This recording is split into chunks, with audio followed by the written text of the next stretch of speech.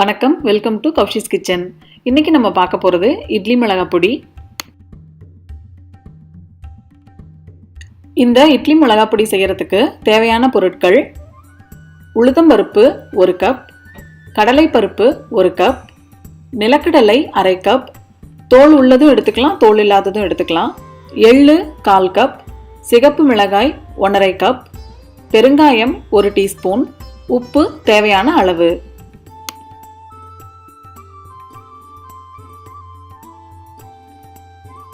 இப்போ எல்லா பொருளையும் நம்ம எண்ணெயெல்லாம் சேர்க்காம ட்ரை ரோஸ்ட் பண்ணி எடுக்க போகிறோம். உப்பும் பெருங்காயம் தவிர மற்றது எல்லாமே நம்ம ட்ரை ரோஸ்ட் பண்ணி எடுக்கணும். முதல்ல உளுத்தம்பருப்பை ஒரு கடாயில் போட்டு நல்லா பொன்னிறமாக வறுத்து எடுத்துக்கலாம். ஃபுல்லாக ப்ரௌன் கலரில் மாறட்டும், கருக விட்டுட வேண்டாம். உங்களுக்கு நல்ல உளுத்தம்பருப்பு அந்த வறுக்க உங்களுக்கு நல்ல வாசனை வரும். ஸோ இந்த மாதிரி ஸ்டேஜில் நல்லா கோல்டன் ப்ரௌன் ஆனதுக்கப்புறம் உளுத்தம்பருப்பை தனியாக எடுத்து ஒரு தட்டில் போட்டுடலாம். உளுத்தம்பருப்பு வறுத்து எடுத்தாச்சு.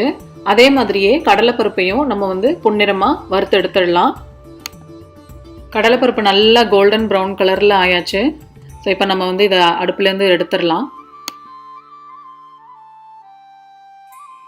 நிலக்கடலை ஆட் பண்ணிவிட்டு, நான் தோல் உள்ள நிலக்கடலை ஆட் பண்ணியிருக்கேன். நீங்கள் தோல் இல்லாமையும் ஆட் பண்ணிக்கலாம். இந்த நிலக்கடலை தோல் வறுக்க என்ன ஆகும்னா உங்களுக்கு பிரியும். அந்த மாதிரி பிரியிறப்ப நீங்கள் நல்லா ப்ளோ பண்ணி விட்டீங்கன்னு வச்சுக்கோங்களேன், அந்த தோலெல்லாம் வந்துடும். 2-3 தோல் இருந்தாலும் பரவாயில்ல தான். ஸோ இப்போ நிலக்கடலை நல்லா ப்ரௌன் கலரில் ஆயிடுச்சு. ஸோ இப்போ இதை ரிமூவ் பண்ணிடலாம். மாதிரி இப்போ எள்ளையும் நம்ம பொன்னிறமாக வறுத்து எடுத்துடலாம். இது வெள்ளை எள்ளும் யூஸ் பண்ணிக்கலாம், நீங்கள் கருப்பு எள்ளும் யூஸ் பண்ணிக்கலாம். எள்ளு உங்களுக்கு சூட ஆக ஆக உங்களுக்கு படப்படன்னு பொரியும். அந்த ஸ்டேஜில் நம்ம அடுப்புலேருந்து எடுத்துடலாம். கடைசியாக சிகப்பு மிளகாயை நம்ம ட்ரை ரோஸ்ட் பண்ணி எடுத்துக்கலாம். சிகப்பு மிளகாய் உங்களுக்கு என்ன ஆகும்னா சூடு ஆக ஆக உங்களுக்கு ரொம்ப கருக ஆரம்பிச்சிடும். அதனால உங்களுக்கு ஒரு புகை ஸ்டேஜில் வரும்போதே நீங்கள் அடுப்பை ஆஃப் பண்ணிவிடுங்க.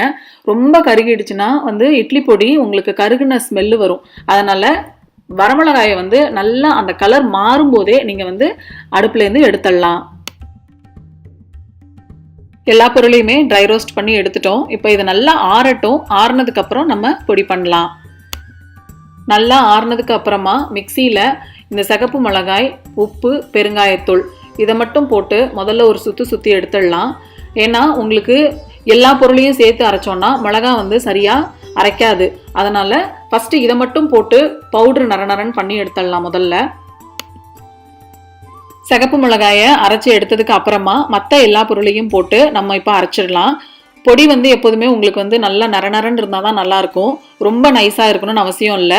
உங்களுக்கு எந்த மாதிரி நைஸாக வேணும்னா நைஸாக அரைச்சிக்கலாம், இல்லைன்னா நரநரன்னு அரைச்சிக்கலாம். இப்போ நீங்கள் இந்த ஸ்டேஜில் உப்பும் வேணும்னா கொஞ்சம் ஆட் பண்ணிவிட்டு ஒரு சுற்றி எடுத்துடலாம். அவ்வளோதான், இட்லி மிளகாய் பொடி இஸ் ரெடி.